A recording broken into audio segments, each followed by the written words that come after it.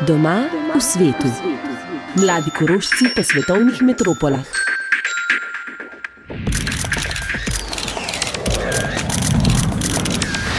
Od doma sem pravzaprav prvič šel že po ljudski šoli. Mislim, da sem imel 11 let in sem bil potem v Mohorovih domovih v Celovcu kot dijak gimnazije. In na to sem šel na Dunaj študirati. In iz Dunaja potem pa v širni svet. Še pred 200 leti je Bangkok bil majhna ribiška vasica ob reki Chao Phraya. Danes je Bangkok največje mesto Tajske. Za več kot 8 milijoni prebivalcev je 26krat večje kot drugo največje mesto te tropske države. Bangkok je eno najvažnejših gospodarskih in transportnih središč jugovzhodne Azije. Uradni naziv mesta je Krung Thep, kar pomeni mesto angelov. Ampak mednarodno se je uveljavilo ime nekdanje vasice. V tajski metropoli že 7 let živi in dela Marko Krojc iz Blata pri Pliberku. Maturiral je na slovenski gimnaziji. Po študiju elektrotehnike na Dunaju je opravil še izobrazbo v mednarodnih vedah. Takoj po končani izobrazbi je dobil službo pri neodvisni tiskovni agenciji Associated Press. Poklicna pot ga je vodila v Frankfurt, Rim in Milan. Medtem pa je že več kot 15 let tehnični vodja agencije za vso Azijo. Karakter mojega dela je seveda tehničen, to pomeni, da moramo ustvariti nekaj na licu mesta, to se pravi posod, kjer smo mi aktivni.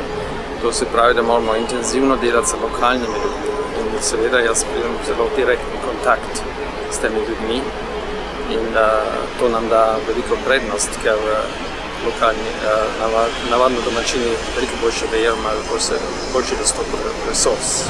Novice tiskovne agencije vsak dan bere, vidi, sliši več kot polovica človeštva. To pomeni, da dosežejo ves svet, mi ponosno pripoveduje Marko. Ni slučaj, da ima AP kot edina mednarodna tiskovna agencija svojo pisarno tudi v Severni Koreji. Pred 7 leti je bila azijska centrala AP preložena iz visoko razvitega Tokija v geografsko središče Azije, v Bangkok, ki se je šele razvijal. Za Marka je bil to pravi kulturni šok. Vreme je bilo drugačno, zelo vroče in zelo vlažno. In tudi jezik, zelo težek za naučiti se mi zdelo, zelo misteriozno, ampak sem se ga začel učiti, kot je to moja navada. In počasi se je odpiral svet, seveda, okoli mene. In tako da se zdaj zelo dobro tukaj počutim. In se počutim pravzaprav doma, kot v vseh teh krajih, kjer sem bil do zdaj. Če grem tja nazaj, se kar počutim doma. Prebivalci Tajske so neverjetno prijazni in to ima verjetno opravka z vero, z budizmom, ki je tako rekoč državna religija. Tudi vzgoja verjetno igra važno vlogo. Otroci so zelo dobro vzgojeni, lahko rečemo, in ljudje so zelo prijazni, zelo prijazni. Tako da je res učitek živeti med Tajci. Tajska je znana tudi kot dežela nasmeha. To pa nima globlega pomena, pri tem gre samo za vljudnosti, mi je razložil Marko. Tajci zelo spoštujejo stare šege in navade, tako tudi obrede ob smrti. V ne tako davnih časih so ljudje mrliča pustili tudi v stanovanju po mesece, da so se lahko vsi prišli poslovati tega človeka. In lansko leto je umrla ena princesa, ki je bila edina hči Rama VI. Pogreb bo šele naslednji teden. In posebej za njen pogreb so zgradili pravi kompleks, 30 metrov visok in kar precej obširen za ta obred, ki bo zelo slaven. Bangkoku so nekoč pravili Benetke vzhoda. Cest namreč ni bilo, zato pa dobro izgrajena mreža vodnih kanalov, na katerih se je odvijal ves promet. Danes tako imenovane plavajoče tržnice privlačujejo le še turiste.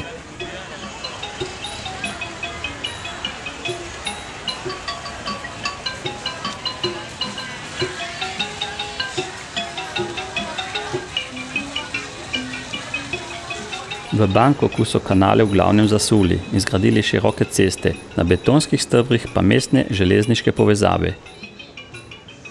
Eden od najvažnejših gospodarskih faktorjev je turizem. Bangkok letno obišče okoli 40 milijonov turistov. Ni čuda, saj mesto slovi po razkošnih nakupovalnih centrih in ogromnih tržnicah. Bangkok je zelo živo mesto, noč in dan je življenje in veliko življenja se odvija na cesti.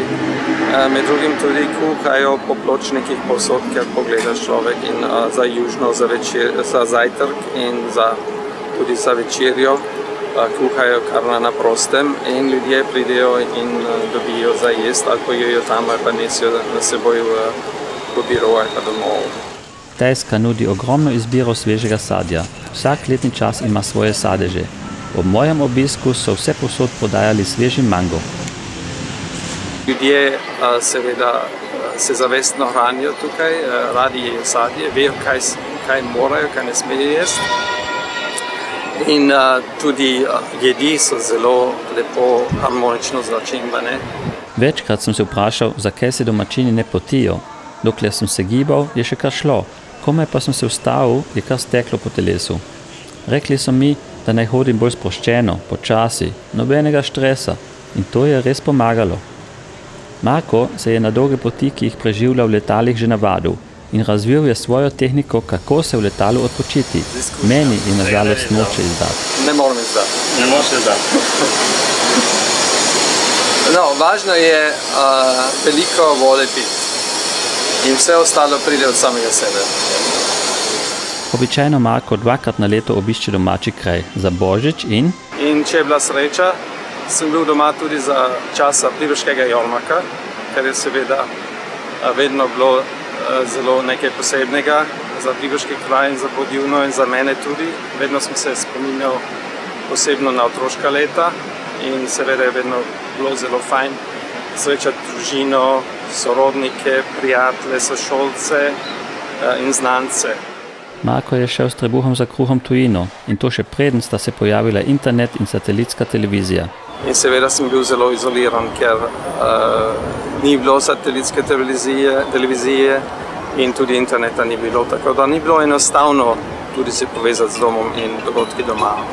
Danes z globalizacijo pravzaprav lahko živiš v Bangkoku, kot jaz živim tukaj, in se čutim vedno povezanega z domačimi ali pa s prijatelji doma.